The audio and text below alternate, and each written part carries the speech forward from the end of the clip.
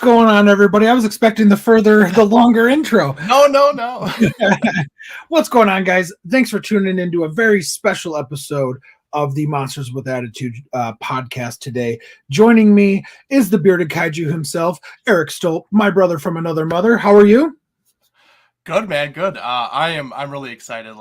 This is the dawn of a new era for us at Monsters with Attitude. So I'm excited. I'm excited to talk about this particular release and the gentlemen that are behind it. So I am ready.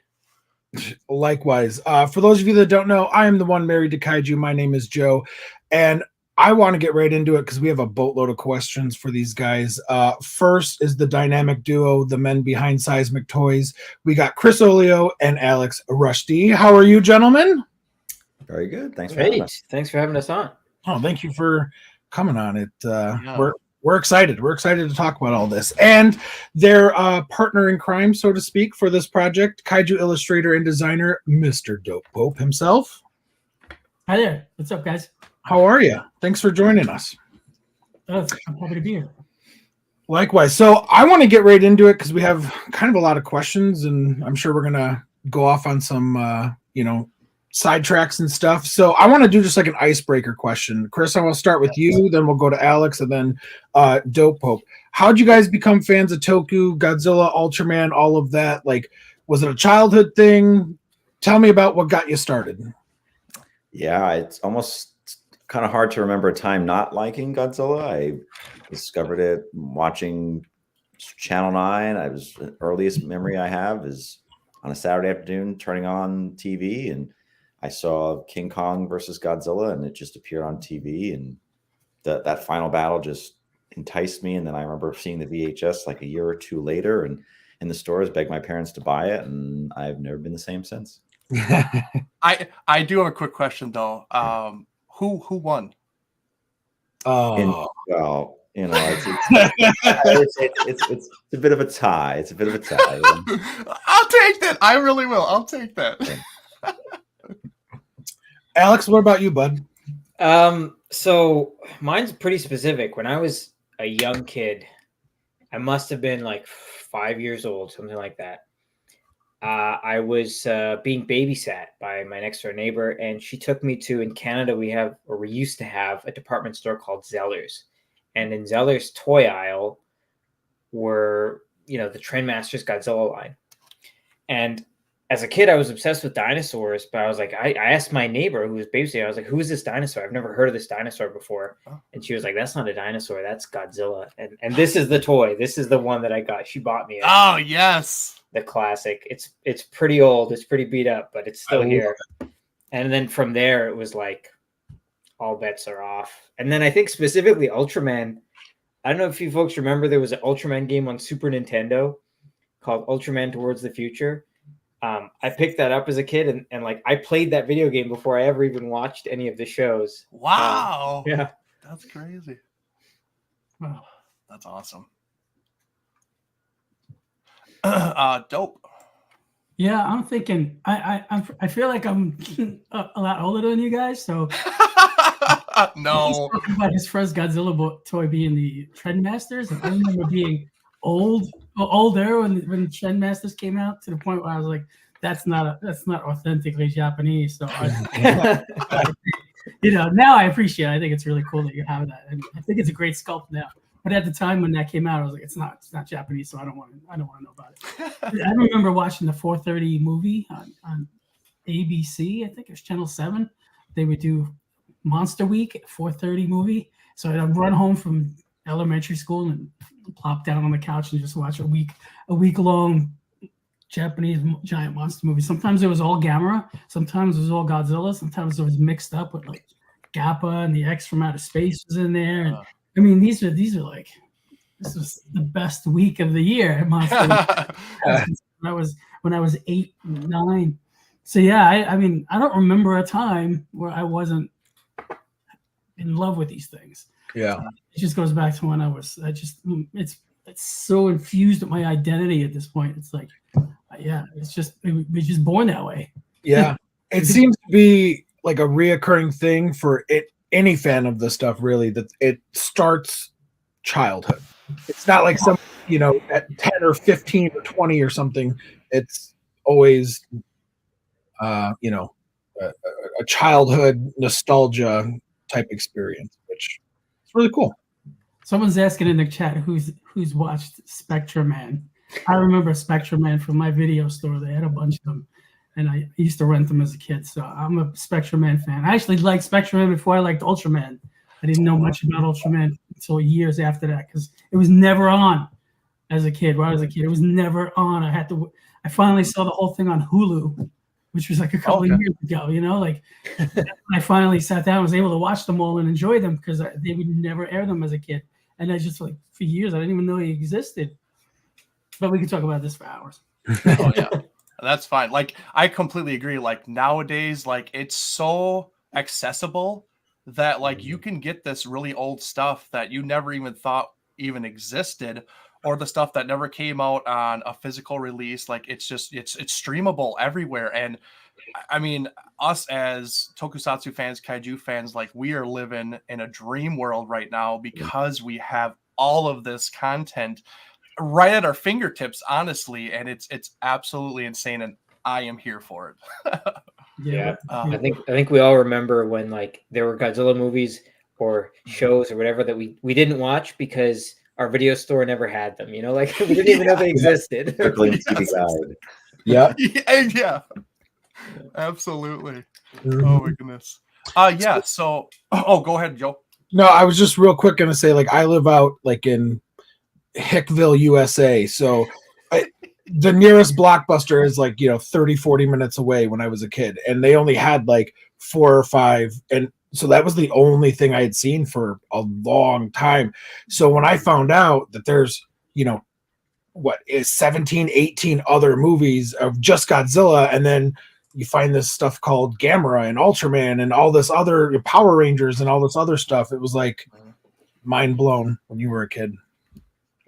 Absolutely. Yeah. All right. So I know we're here to talk about Gomess, but in general, you guys brought out this toy line called Ultraman Vinyl Odyssey. And you've had a couple releases now, including Gyrus and Sevenger, and now Gomess. I just want to kind of get your take on, like, what was your inspiration for coming up with this line, and, like, what is your kind of goal for it in the long run? Chris, Alex, either one can start. Yeah, sure. You can take this, or Chris. Either or. We started working together, making toys in 2019. We started off doing some figures for Alex's video game Dawn of the Monsters, and it was great. And then the pandemic happened. And, things kind of changed and stalled. But during that time, we were actually talking to Super Raya, and we acquired the license for Ultraman. So our goal for what we wanted to do with Ultraman was to kind of create a line of toys that kind of harken back to some of the stuff we grew up with. The 80s, the 90s toys, very bright, very colorful, much more muscular toned figures as far as them kind of giving our own style to them. So that's kind of how we kind of went down that road of creating Ultraman toys. And for us, we've kind of, the first one was Gyrus, and we knew right out the gate that's what we were going to do. And then, when we did Sevenger, was right around the time of Ultraman Z had just come out, and the character was very popular. And then, we've done some different colorways on our previous releases, and going into Gomess, we wanted to try to do something a little different, something that was a little bit more of a realistic figure, as opposed to something that was more like the traditional type of Sofubi. Yeah. And I think as well, like, when it comes to working with Ultraman, we wanted to look at the characters that either haven't been done to death, or they haven't been done in a way that, like, we felt satisfied. Because, like, at the end of the day, we're collectors, and one of the main reasons we wanted to make Gyrus was we were like, there isn't really like a Gyrus Sofubi that we really like. We wanted something that looked a little different and a little meaner, and so we wanted that to exist. So that's part of where we come from when we're thinking about what to do next. Is, does it exist, or if it does, is it like in the style that we really want in our collection. And that's part of the reason we made Gomess, is because it was either like the little Bondi or like an $800 model kit for Gomess from Shin Ultraman. We were like, no, we want like a 9-inch soft vinyl. And then it's like, okay, we'll just make it. Absolutely. And I just want to touch on some of these colorways.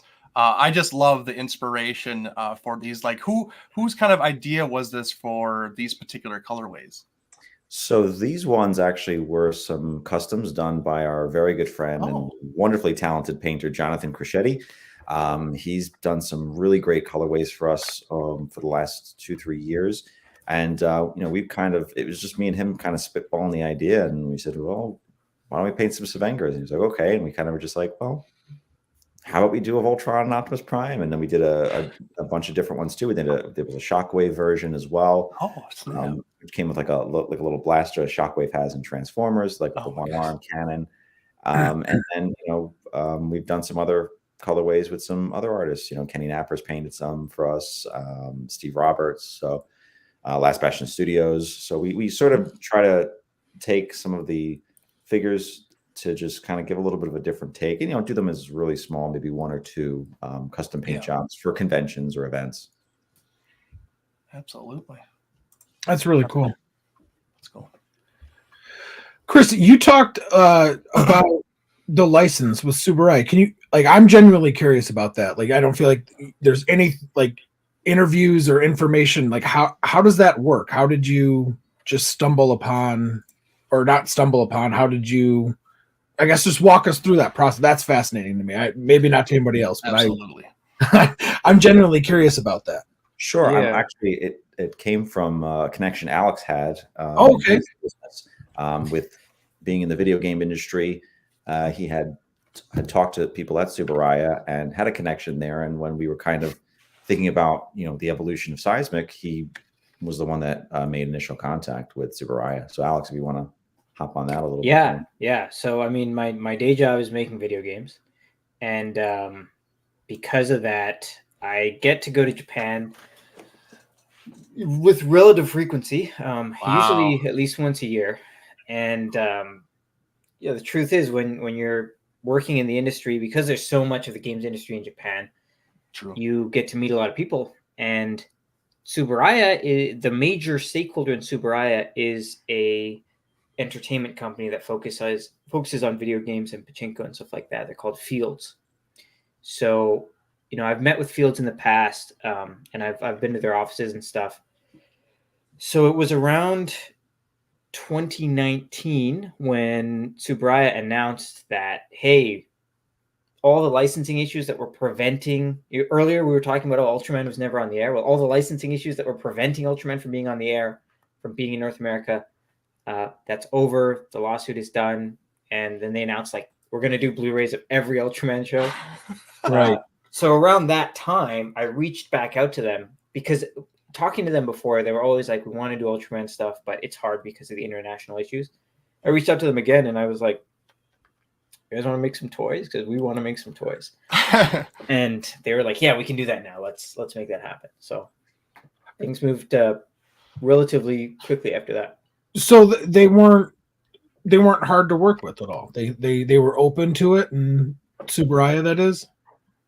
Yeah. I mean, like any Japanese company, they're going to have a lot of red tape, and they've got guidelines and rules about what you can and can't do. Like Gyros, for example, initially we had an even meaner looking Gyros, and they were like, that's too mean. That's, he's got to look more like the classic. So we made him look more like the classic. But in general, they've been great to work with, especially now that they've got, so last year they actually set up a North American office, like an official North American Subaraya Fields Media. It's got a long name, office, and it's been really, really cool working with them. They're really,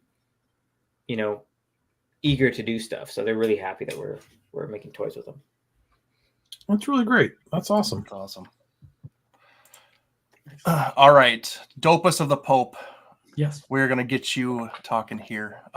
So I just want to ask or know, the name. Where did the name come from? Back in 2000, started a T-shirt company, and we called the T-shirt company Dope Hope. It was two other associates of mine, and I did all the artwork for the shirts. Okay. And at the time, the internet was just getting started. At least I was just getting started on the internet, so it was not the way it is now, where you're like, there was only so many places that you could go on to showcase artwork. So, but I managed to get on there, and I created the handle Dope Hope. And then over the years of doing this, you just get stuck in that handle. The T-shirt company, kind of came and went, but the handle and my presence was still there. So over time, wherever I was posting, it slowly morphed from a T-shirt company into just me posting my own artwork under the same name. So then I eventually just became known as Dope Hope, the artist Dope Hope, and it stuck. I mean, we're going back 24 years. Wow, I can't even believe it. That's crazy to me. It just like did the math in my head. Well, so yeah, that's why I'm Dope Hope, and that's why it has nothing to do with Godzilla or Japanese giant monsters, except that my love for that stuff. I did all that artwork, and just because I already had a presence online as Dope Hope, I just posted it as Dope Hope, and they put. No, Dope Hope was kind of synonymous with giant monsters. Yeah, literally. That's how it happened. So that's cool. That's cool. So, give me your thoughts on working with Seismic on this Gomess figure, and just kind of go through the details of maybe a little bit, maybe how you guys got into contact with each other and everything. And have you done any other Ultra Kaiju before, Gomess? No, I'm quite proud that this is my first official Subaraya official toy Ultra series. Yeah, and I'm really happy with it. It's awesome that it's Gomess, because I wanted to ask Seismic, is like, did you guys do Jiras first because it's as close to a Godzilla toy as you can get without it being a Godzilla toy? And then it's kind of like I'm thrilled to sculpt Gomess because it's as close to Godzilla as it can get, but still be an Ultra monster. So it's going to be one or the other, because they're both the same Godzilla suit underneath. But yeah, I'm proud of that. I think it was bound to happen because me and Chris know each other personally. So like before they were even doing the toys. So, and then as they got into toys, it just seemed like, why wouldn't we do something together? It seems a little ridiculous not to. I'm doing 3D kaiju, and they're selling toys which start from 3D files. So it was just gonna happen regardless. It was just, even if we didn't know each other, we probably would have met online because we're doing similar things. So it was bound to happen, and I'm glad it did, and I hope it keeps happening. Awesome. That's awesome. Chris, I want to piggyback off that if you don't mind. Chris and Alex, like, what did you guys always have Dope Hope in mind, or was this something you were like, oh, we have to work with him, we want to work with him, or? Yeah. So like Joe was saying, we've me and Dope are kind of like neighbors. So I'm Staten Island, he's Brooklyn. So we've always seen each other at shows, and we knew each other, and we started doing the toys. Like Joe was saying, we talked like, we should work together. And then when we started doing the Ultraman stuff, I had approached Joe and said, hey, do you want to work on something? He was like, yeah. And like, we were a little backed up on some releases we had currently in the pipeline already with Subaraya. So we tossed some ideas around for certain characters and stuff like that. And then, sort of a year went by, and, Joe messaged me and Alex saying like, hey, so let's do this. I'm ready to do this. Let's make a toy. And we're like, okay. Let's do it now. Let's do it now. Yeah. Basically, and it so happened that it was around the time that we just got that message from Dope Hope that we also were able to do figures, and we got the agreement to do anything from Shin Ultraman. So once we knew that, I mean, for us, me and Alex had a fairly quick conversation, like, okay, we can do Shin Ultraman figures. What do we want to do? And Gomess was the first that popped up, but more importantly, Joe was the only person that we went to with it, because we said we wanted to work with him, and we thought this was the perfect vehicle and creation to begin working together on. Well, that actually, it was my next question to you, was why Gomess? But I mean, so it essentially almost kind of fell in your lap with the Shin Ultraman, and then you were able to choose. Did the Shin? See, I love Shin or Gomess from Shin Ultraman, because I love the fact that they use like is it called like the design or the forget what it's called, like in the 3D animation or whatever from Godzilla. Like I loved how they kind of did that. So was that something you guys had noticed, and is kind of why you picked Gomez? I think that was a part of it, obviously, but it also came down to just the fact that, so by the time we started working on Shin Ultraman stuff, we already saw what was out there in terms of Shin Ultraman toys and figures. Yeah. And we were just like, here, I can grab them. There was Bandai did make this a Gomez figure, and it's actually a pretty cool sculpt, I gotta say, especially for this size. But we were like, is there a big one, or is there like a Sofubi size thing? And the only other thing was extremely expensive model kit. So we were like, well, we want to do ours, and we want to do it like, bigger scale, bigger detail, all that kind of stuff, because we felt like it's such a cool looking character, and we thought a lot of people would feel like we did, and that Gomez needs a nice chunky big toy with lots of detail, soft vinyl, like posable, all that kind of stuff. So whereas like there already had been a lot of Narangas and a lot of Ultramans and that kind of stuff, for whatever reason Gomez didn't have one, so we wanted to like fit that gap. I love the fact that you guys chose Gomez. It was, even though it was in the film a short amount of time, to me it was one of the better.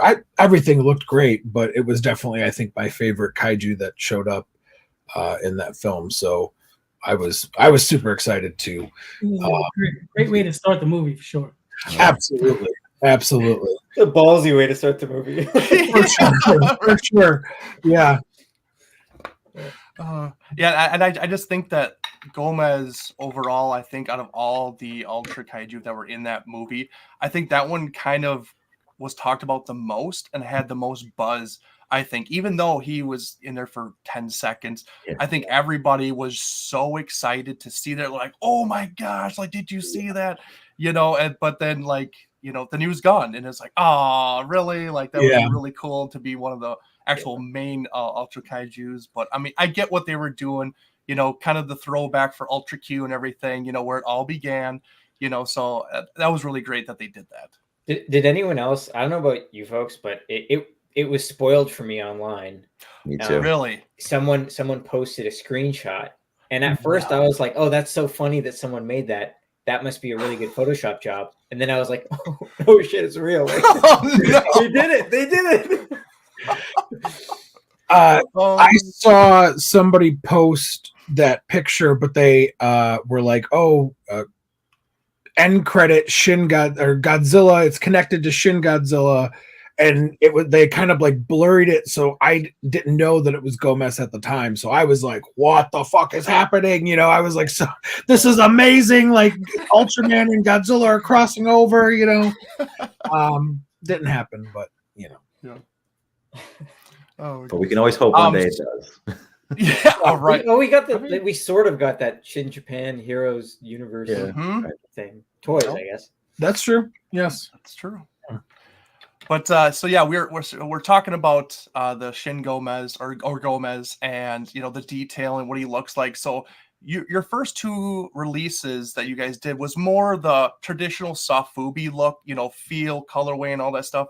Why the transition to the more realistic, gritty look to him? For us, we felt that we always want to try something unique, and this was a perfect opportunity. Again, working with Dope Hope and just with the character itself, having so much detail on the actual model they used for the film, we just thought it was a cool thing to try and to kind of, broaden the horizon, so to speak.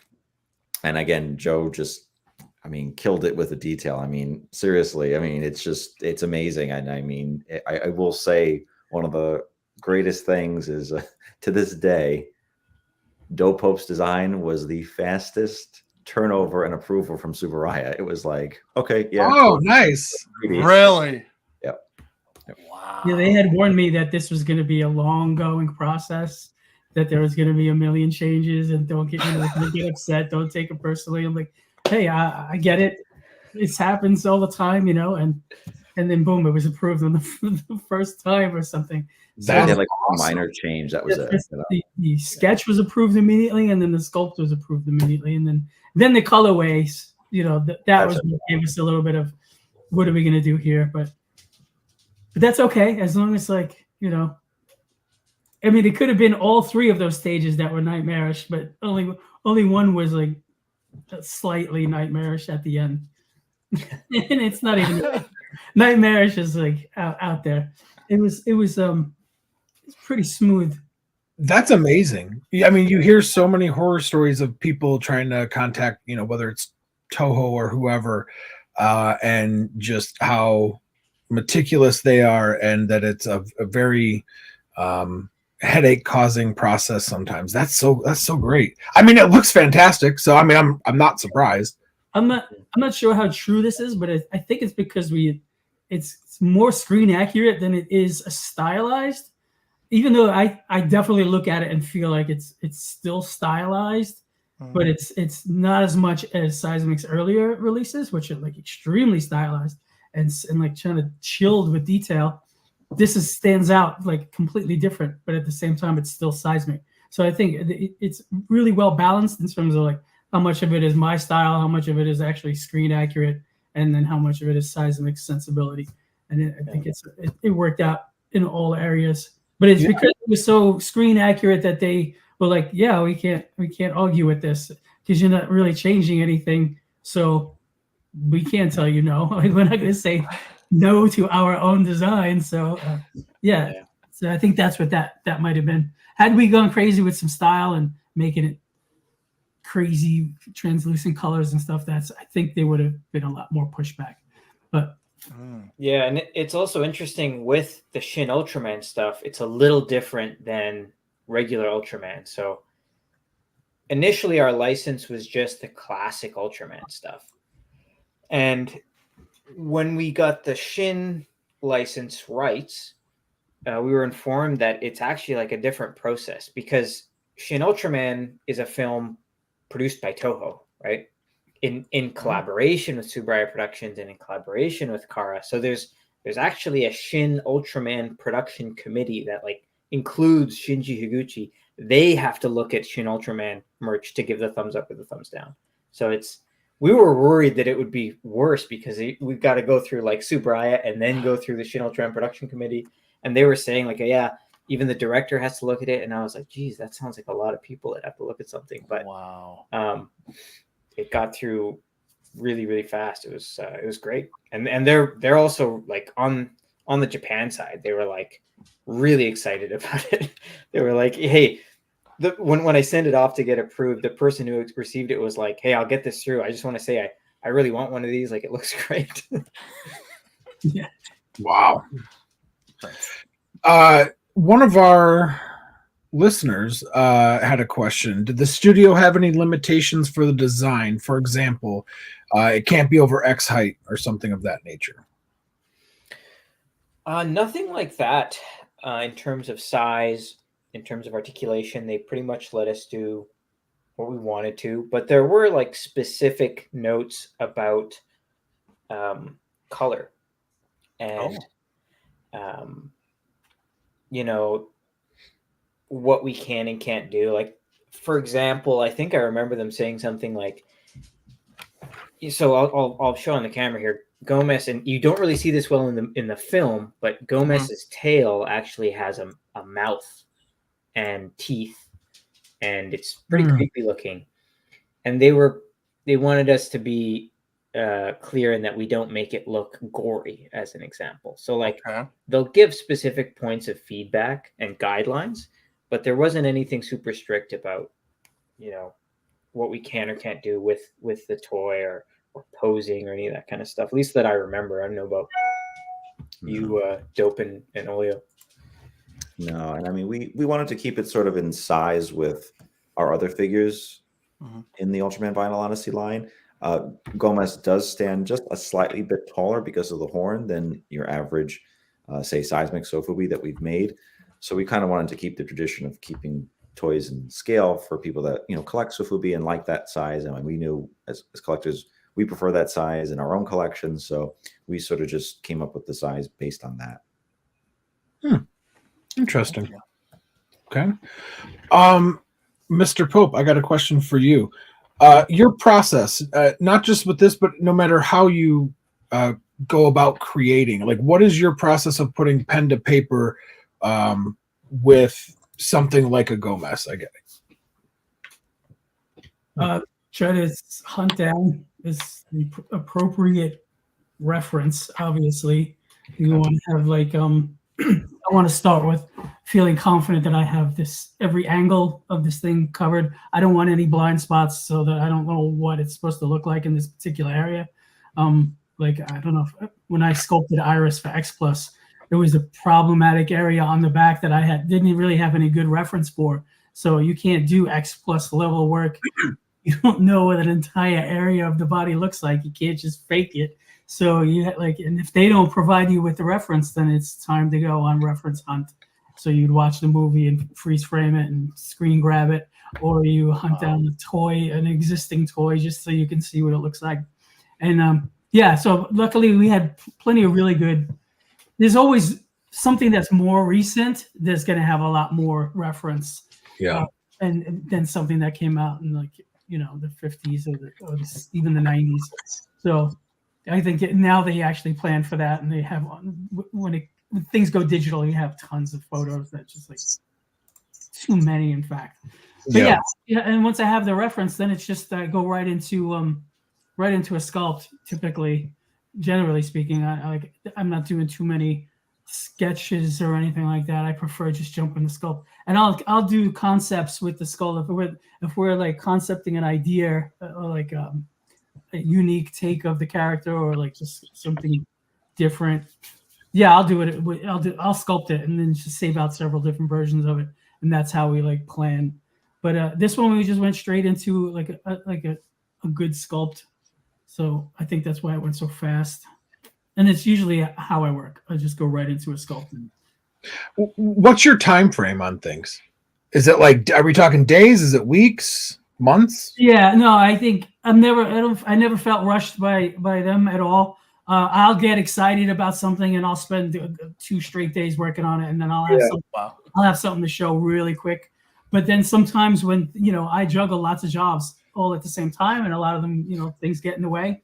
Life will get in the way. So I'm definitely, you know, I'll put 20 straight hours into a thing, and then maybe 3 weeks will go by where I don't even look at it. I'll jump onto something else. But yeah, I mean, if I have dedicated time to work on a thing, I can get it done pretty quick if that's all I'm working on. So you talked about using references and stuff like that. Like, did Subaraya supply all the reference photos or all that kind of stuff, or is there a lot of it that you actually had to go out and actually look for your own?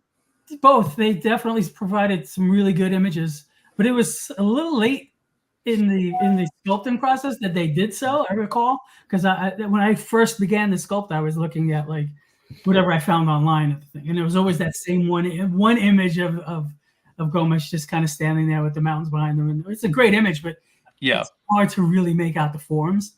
And then I was literally going to buy one of those Bandai's just to see what this stuff is supposed to look like 3D, but I didn't. I never had to resort to that. And then Subaraya finally provided lots of really good images and like turnaround videos of the thing spinning, and I was like, oh, this is awesome. So I did find like an initial concept ZBrush sculpt of the thing. I'm sure you guys know what I'm talking about. There's the artist who did it for the movie, the Japanese artist who works in ZBrush, and that was awesome to see, because it's like, this is the monster that's in the movie and it's made in ZBrush, and now I'm going to do it in ZBrush for a toy, and you just really like it's a cool thing to see. So I know what I'm looking at when I'm looking at a grayscale ZBrush sculpt. I can make out those forms maybe better than some people who are not familiar with working that way, so they don't know what they're looking at. I know what I'm looking at with that, so I got a lot of information from that thing. Wow. Eric can attest to this, that I am technology illiterate.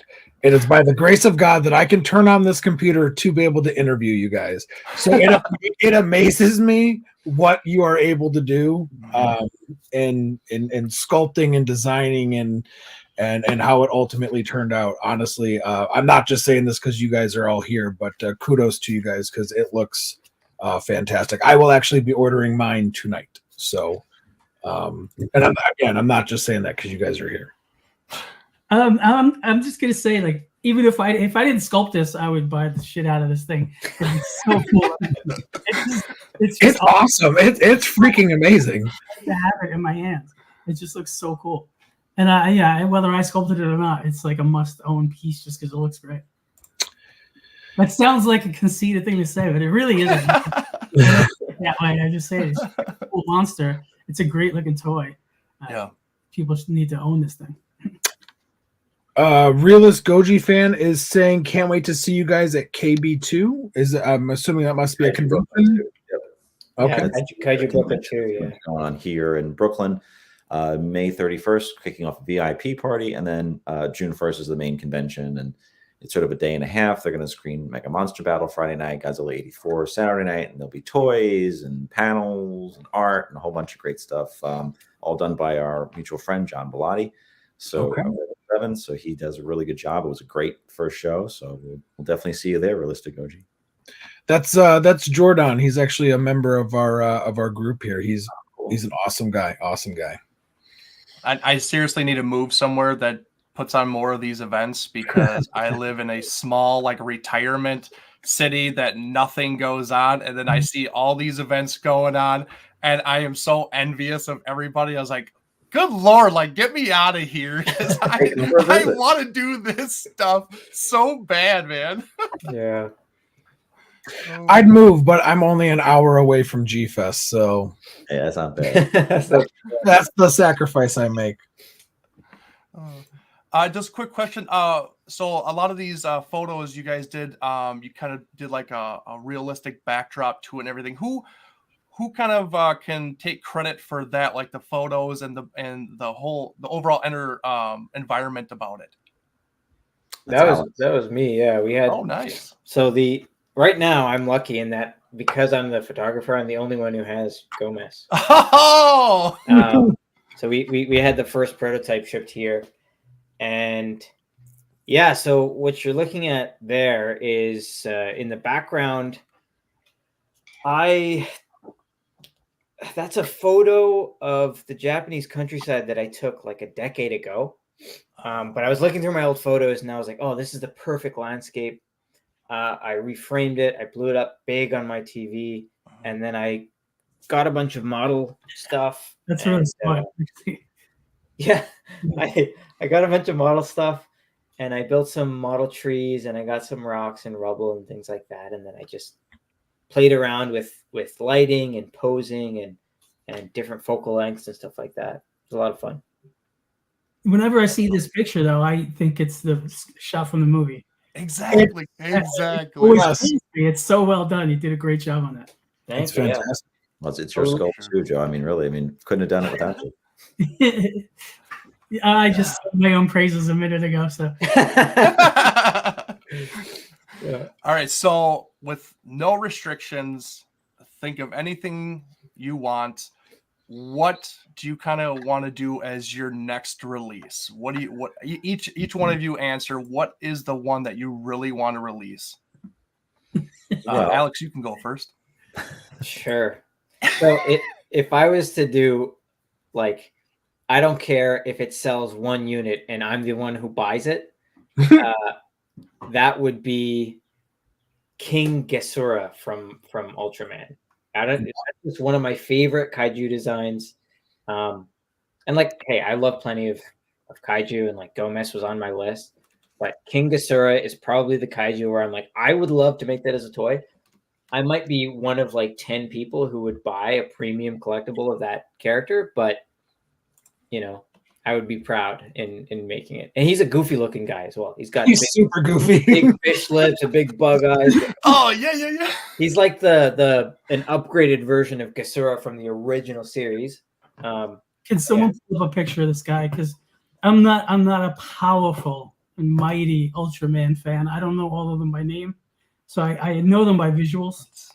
So Now I'm very curious what this guy looks like. Easy E, that would be up to you. My favorite, I don't even know the name of my favorite Ultra Monster, so I gotta go look them up. Well, if you do King Gasura, that means you got to do Goldrass and was it Silvergon and all them too, right? I love all those designs. Yep, me Great. too. And Dope, I just sent you the monster in our Discord chat. You can see how goofy he looks. So He's a funny charming story. gentleman. We played a joke on Joe when we first approached him about the toy. We said, "All right, this is the figure we want you to sculpt." And we put up the I picture. love it. I love this one. Nokia Kaiju. Oh, from Taro. From Taro, yeah. This is great. But then we said, "No, we really want you to do Gomez." Yeah, he's cool though. For the record, everybody, when he's talking about Joe, he's talking about Dope Pope. I have no creative bones in my body. Just so everyone's aware. Yeah, my real name is Joe. It's from one Joe to the other. It's as boring as it gets that a name like Joe, isn't it? It's like the definition of a boring name. But Dope Pope sticks in your head a little bit. Hey, there's a lot of like Japanese characters with the name Joe, like a lot of ninjas and stuff. Yeah, It's also a Japanese name, which is fun. yeah, Killer Joe. Yeah. So Chris, what about you with numbers? Oh, Eric, you're back. Okay. I'd say it's kind of like an Alex answer, but if it was just like one of those things, like have caution in the wind, and I don't care if I'm the only one that has it. I'd love to do Hanejiro from Ultraman, and I'd love to do Rudian from Ultraman X, actually, and Hanejiro from Dyna. Dyna. Yeah. I didn't know you were a Hanejiro fan. Yeah, it's cool. Dyna, is that the one with Gardy? Like the Ultraman had like a dog in an episode. Is that Dyna or is that Tiga? I think that was Tiga. Tiga, okay. It's been a hot minute. Dope Pope, what about you? Yeah, I'm trying to find the name of this thing that I love. There's it's definitely from a more recent Ultra series when the suits were getting really crazy looking, and this thing had like an eyeball and Five King? That's what's his name? Five King? It could be it. I just took him down. I had the X Plus of it. He had like a giant eyeball in his hand. Yeah, he's got like eyeballs in his hands. He's got like a face that looks like it was a mouth, but when the mouth opens, there's another giant eyeball inside the mouth. He's got a lot of like Cobra-esque snake. Gankyu. Is it Gankyu or is so cool looking? And I always forget the name because I don't know why. It doesn't stick in my Is head. it this one? It might be.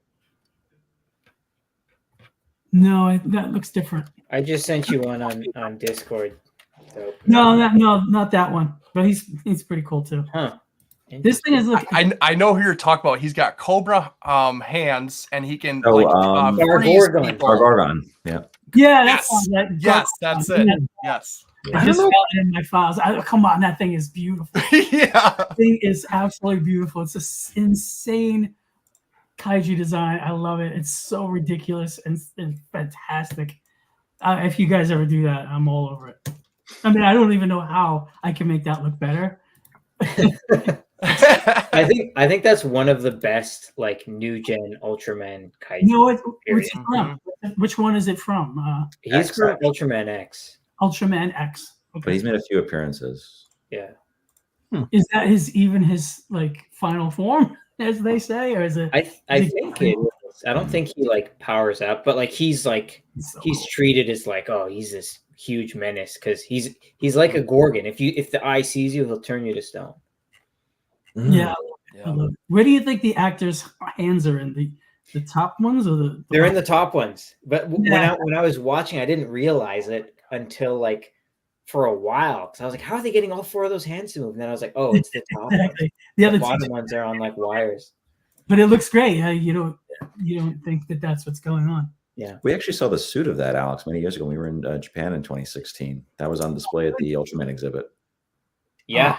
Yeah. At Ultrafest. Because as cool as it looks, these photos aren't doing it justice. When you see a suit up close, it's like, Oh, it's nuts. It's amazing. I'm interested to know, Eric and Joe, what you would what Ultra Kaiju you're just like, this is the one that needs a toy. Oh man. I'm a huge fan of Belial or Belial, however you want to say it. Especially Arc Belial. I love that. But like I said, I'm also a fan of like Goldress and Silvergon.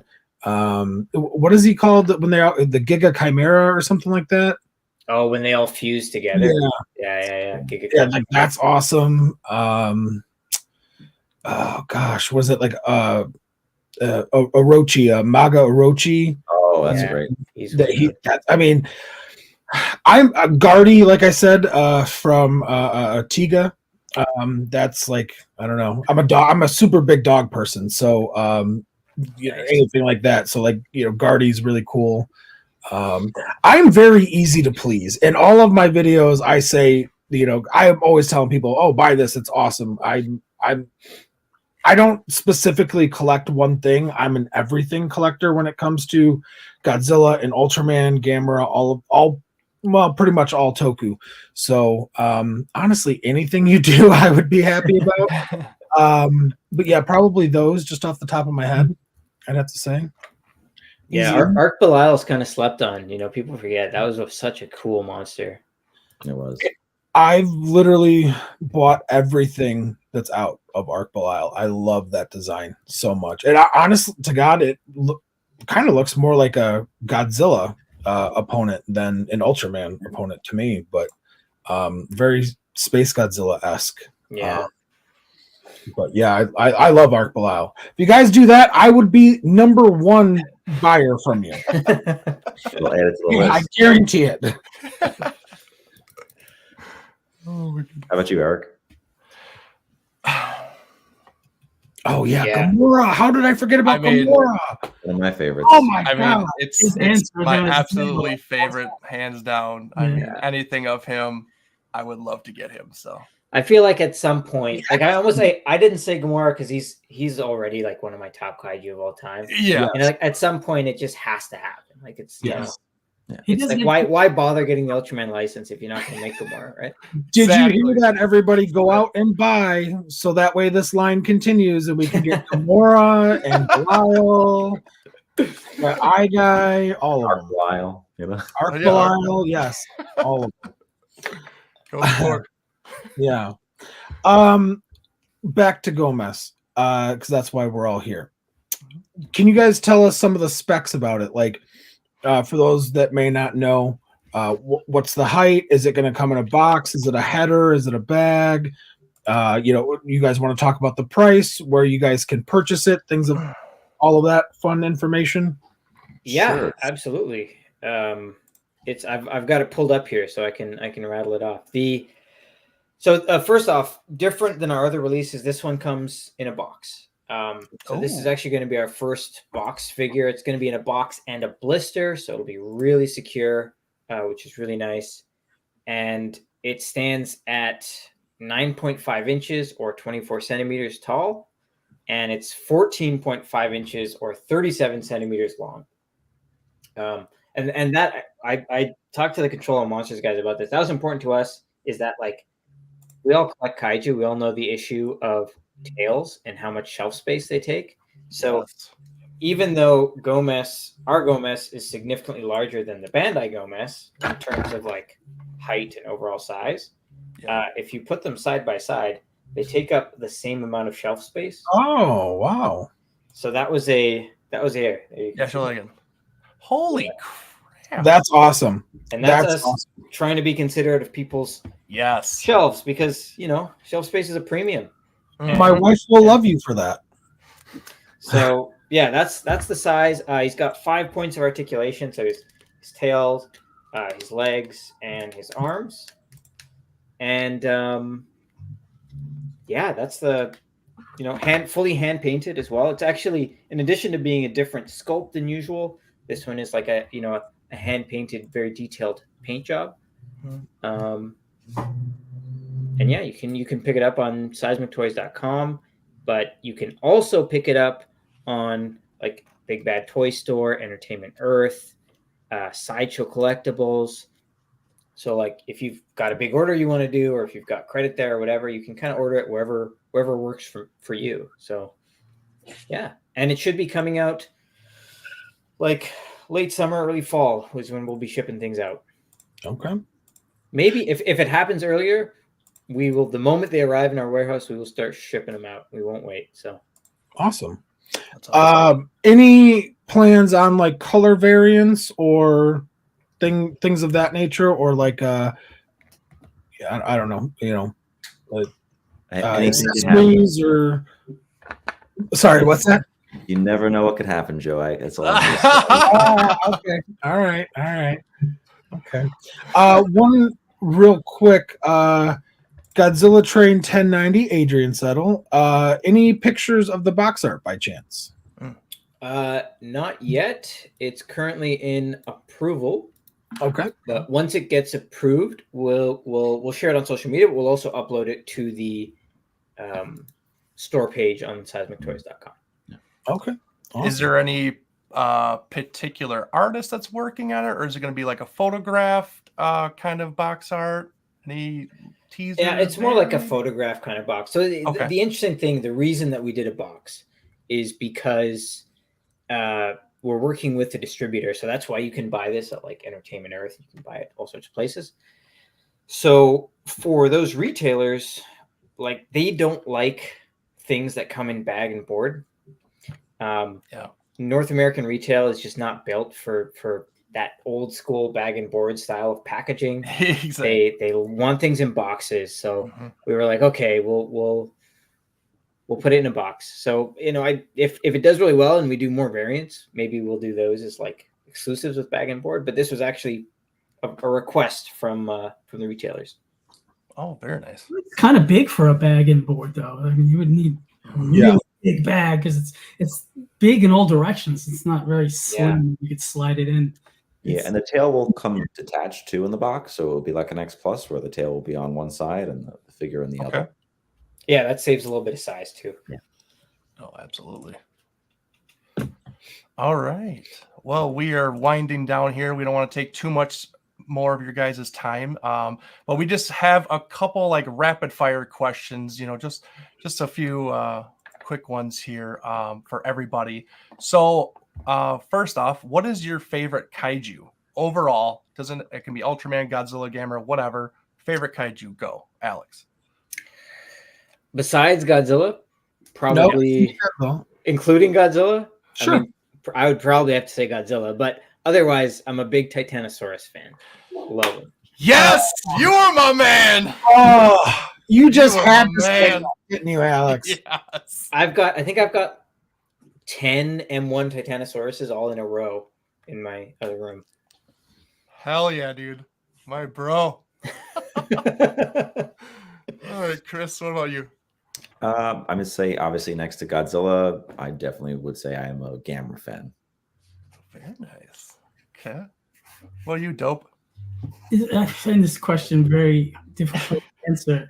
I mean, yeah, same as everyone else. It's Godzilla first, and then it just fluctuates. I'm very fond of Giron from Giron, however you want to pronounce it. Giron. Yeah. Oh yeah. The Gamera series. Gamera, yeah. Head. I like the old one and dones that get no love, like Yangari, Gilala from the X from Outer Space. Those are like, I just love them because they're so like, they're just outcasts. Yeah, but yeah, I mean, shit. the more I think about it, the harder it becomes to answer. It just shows that you love it all, really. Yeah, I really do. I can't really make up my mind because like one week Mm-hmm. I'll love this one and then I fall in love with another one. It's easier to just to say the ones I don't like all that much than to say the ones I like. All right, fair enough. So what is your guys' favorite Godzilla film? -1 right now. Okay. -1 is my favorite. That'll probably change in a couple of days. It's always Chris, changing. what about you? Probably would say Godzilla 84. That's a good one. I like it. This is hard. This is really hard. I feel like the one that I've watched the most in my entire life has to be Godzilla versus Mechagodzilla 74. Very good. The music, the action, the monkey guy screaming as he falls off the boat, like just fantastic stuff. Yes, absolutely. That's a great pick. All right. Next is your favorite Ultra series. I can answer that on reflex. Ultraman Gaia, done. Wow. I love that show. I've watched there's only a few Ultraman shows that I've rewatched multiple times, and Gaia is one of them. Yeah. Which is like it's like 50 episodes, so it's Yeah, exactly. What are you, Chris? Tough one, but I'd probably say one of my go-tos is always Tiga. Hey, my man. I mean, I'm going way back. I'm going with Ultra Q. great show. Wow. You know, I bought the Mill Creek release of it, and I still haven't watched it yet. Oh, It looks amazing on Blu-ray. It looks really good. I just haven't been able to watch it. It's a good binge show too. I mean, it's addicting once you start. It's so beautiful on Blu-ray. I mean, it's cool. Yeah. You guys are gonna make me throw it in tonight. Two final ones. Which is your favorite Ultraman? Like, is there a favorite just Ultraman that you like? Could be design, look. I got to answer this. I don't remember when I was a kid. I got first time I ever realized that there was more to Japanese giant monster movies and TV shows than just what the 430 movie was putting on. I saw in the back of Fangoria magazine you could order away for the Japanese Fantasy Film Journal. I don't know if you ever heard of this, but before the internet, this was basically a website in book form, and like it had a listing of every monster movie that it was ever made. And I learned so much when I got this.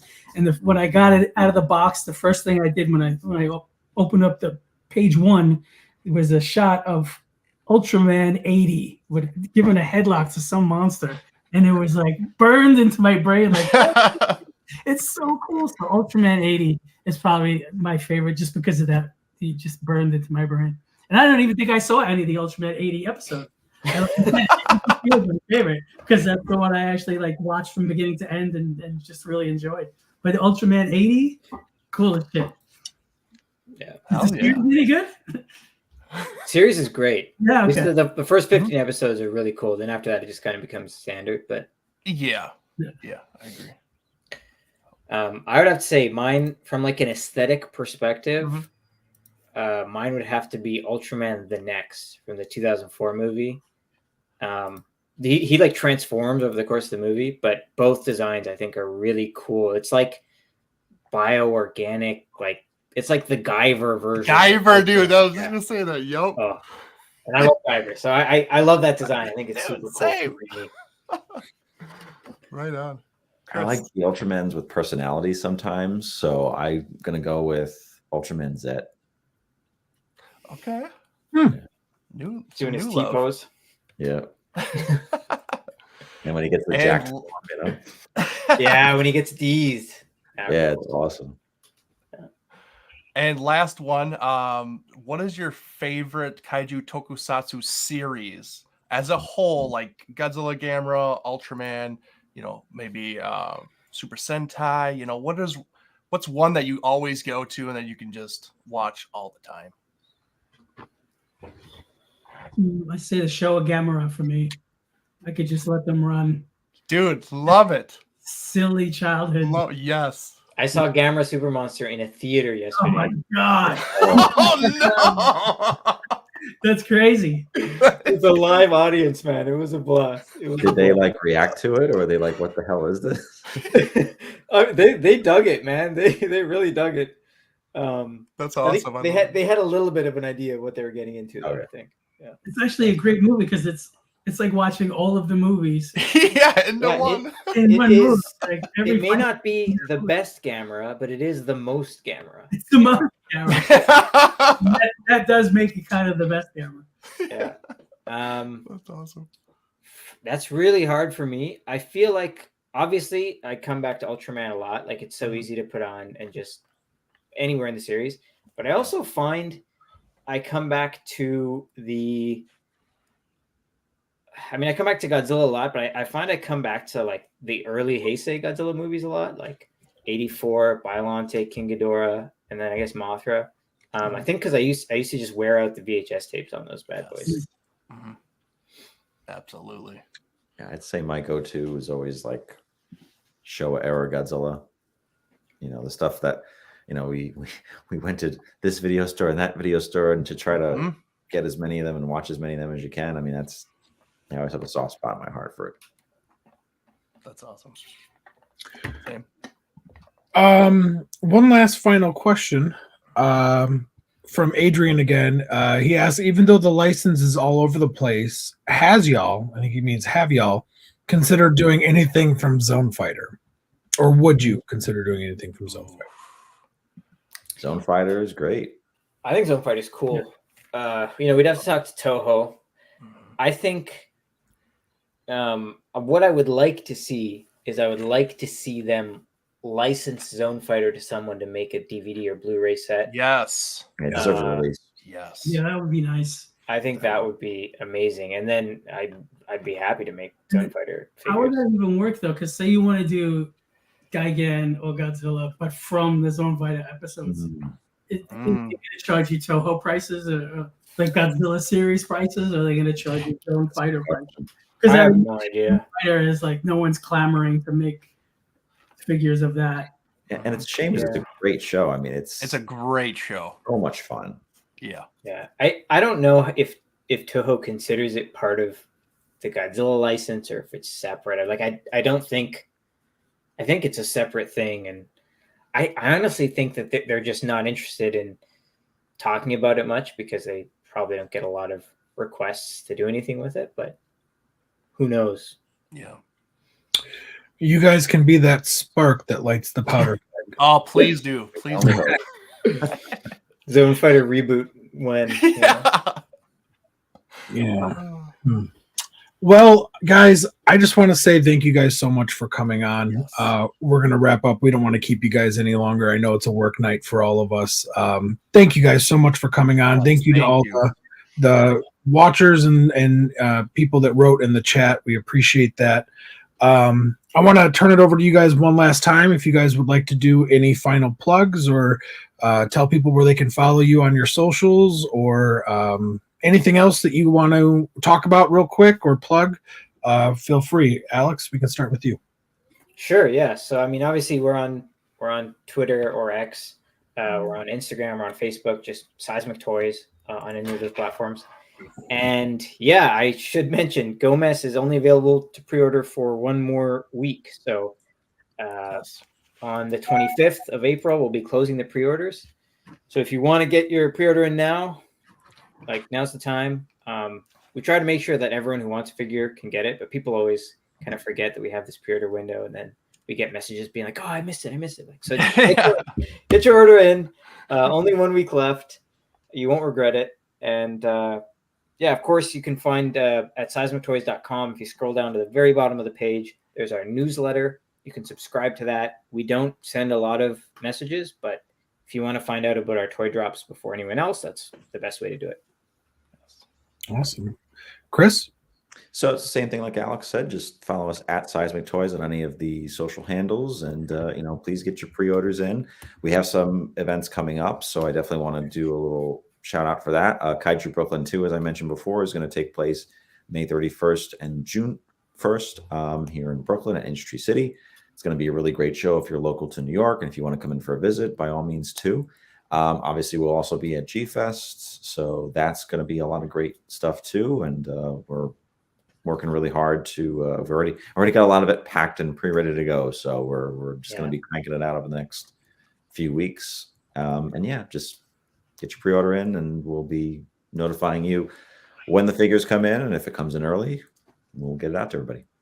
Awesome. Dope Pope. You can find me on Instagram and X, Dope Pope, 0s for O's, Cyclops as an avatar. And I will be at Monster Palooza on June 1st. So if anyone's going to that show, come by the table. Awesome. All right. Well, thank you guys again so much for all of you guys watching. Follow the Monsters with Attitude groups on all of our socials. Subscribe to our YouTube. You can find me at Married to Kaiju. Yeah, and you can find me at Bearded Kaiju's Unboxing Reviews, along with our socials on Monsters with Attitude. And also, I just want to do a quick thing. On the 22nd of April, if you guys like this content and like talking to Dope Pope, we're going to do a solo interview with him on the 22nd, and we're going to dive into all the stuff that he's working on or has been done and everything like that. So I'm really excited to really pick his brain and get some insights on what he's done and what he maybe you never know what he's doing for the future. So yeah, stay tuned for that on the Monster with Attitudes channel. So, but yeah, thank you guys. I do appreciate it. We appreciate it. It was a blast. Thank you for showing your figure and talking about it with us. Cannot wait to get it though. Great. Thank you. Appreciate it. It was great talking to you. Take care, everybody. All right. Bye, guys.